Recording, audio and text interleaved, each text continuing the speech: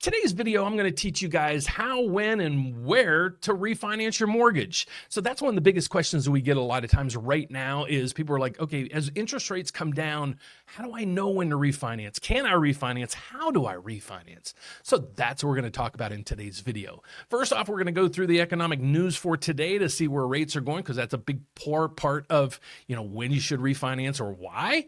Okay, so here's where rates are. These are the top 6 programs people use when they're buying their first house. Basically, it depends on which product you're going with.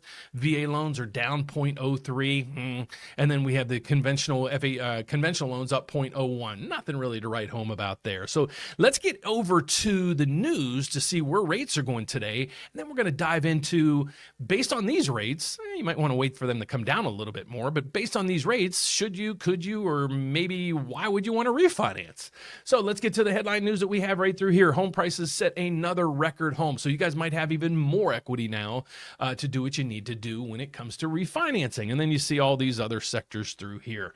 Okay, the economic calendar for today: building permits down, new home sales. Now, this number just came out just within about an hour ago. It is dismal. The last reading on new home sales was a +2. Now it's -11. So there's a huge chunk being taken out of the housing market. New home sales, the number of units went from here to here. So that's not looking good. But do we have some relief on the horizon, especially when it comes to interest rates? Well, let's get over to this interview. We have Illyrian. He's one of the head economists right through here, and I've been following this guy for years. And he basically, since 2020, let's say right around there, he's been pretty darn accurate when it comes to all these numbers. So let's get his take on the market right now to see what direction he's looking at for mortgage rates right through here. Is the Fed going to taper? What are they going to do?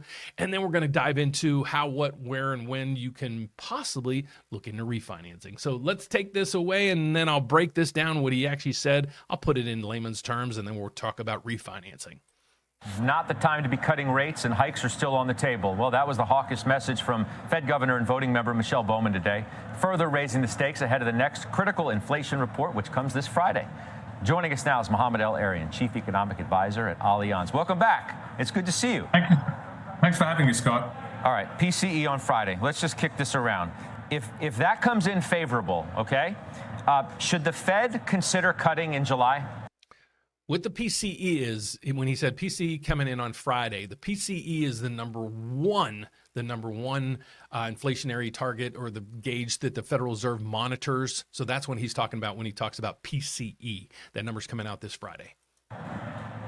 In my opinion, absolutely it should consider cutting, but I don't think it will. Well, why do you say it that way, that absolutely they should consider cutting in July? So just think of the conversation you had earlier. You had disagreement about what's happening to inflation dynamics. You had disagreement about the growth dynamic. You even had disagreement about the impact of lower interest rates. We're living in this very uncertain world. If you look at the tails of the distribution, which you worry about in an uncertain world, they're heavily tilted in terms of the economy slowing much faster than people expect. In such a world, if you want to deliver a soft landing, you've got to start cutting sooner rather than later and not go too far in cutting.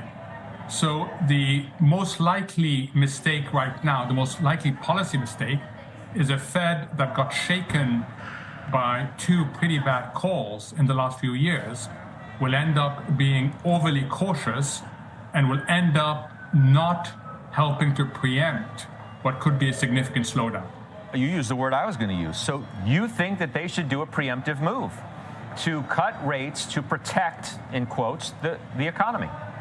Correct. So I have 2 views. One is I think this economy is slowing much faster, and in particular, the household sector no longer has excessive savings, no longer has much debt capacity. This is not about a K-shaped economy. This is about an economy that no longer has buffers.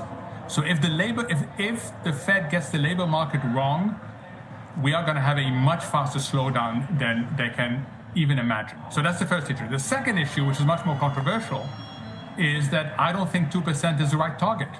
I think, in fact, if they pursue 2%, they'll run an over-tight monetary policy, and they'll end up sacrificing the second part of their mandate. This is an economy whose underlying equilibrium inflation rate is higher than 2%. It's closer to 3%, Scott. So if that's the facts behind things, then we're right at where the Federal Reserve wants us to be right now. Okay, so I'm going to leave that. You guys can decipher that. Basically, what he's saying is he thinks the market's slowing down much faster than expected. Goolsbee, he sits on the Federal Reserve as well. He said that about 6-8 months ago, and then I think he got a little bit corrected from the Federal Reserve. So now he's changed his tune a little bit. But he said we've had inflation drop the fastest ever in history. And now once the housing data starts hitting the CPI and the inflationary numbers, you're going to see this number kind of plummet. So that's what's happening in the background.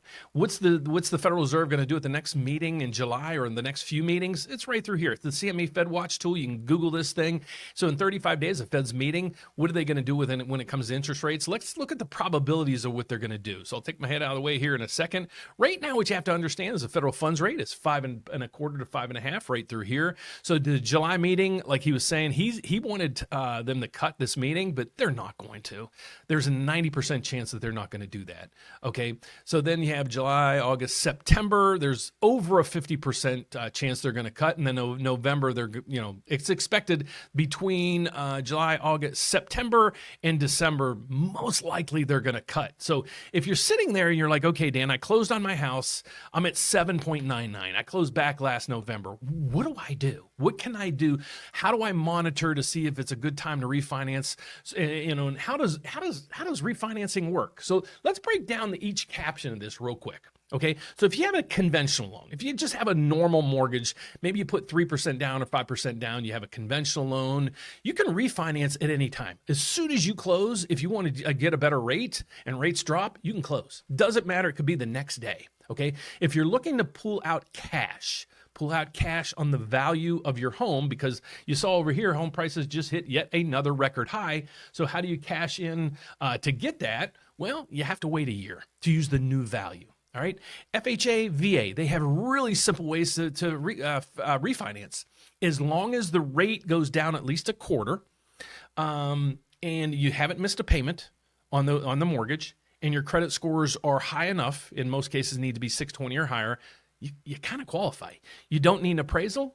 You don't need to reprove your income. You don't need anything. As long as you're in that scenario, we can help you. It's just basically paperwork. Okay, so that's that.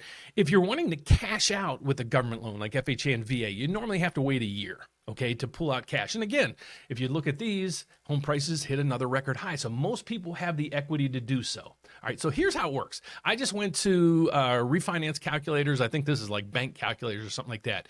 And I'm going to be adding a good refinance calculator to our website. The one we have right now, I don't like it. So that's why I went out to here. So let's look at saying, okay, when should I refinance? Well, that's up to you. How much money do you want to save? What's your break-even point? Let me explain it to you. All right, so let's say through here, and I'll put the link to this calculator down below. Let's say I bought my house and it was original loan amount was $300,000. Okay, I bought it 2 years ago. All right, so I had a 30-year term, bought it 2 years ago, and my rate was 7.99. Now I'm making these terms up just for demonstration purposes. Okay, my new loan amount. Here's what I would suggest you do. Don't go back and if you paid 2 years on it, don't go back to a 30-year term. We want to keep your term equal to or less than what you're paying now. Okay, so we don't want you to pay all this interest over again. Okay, so what we do in this one, and you can do this. You don't have to take a 30-year mortgage if you got a 30-year mortgage or a 15-year or whatever.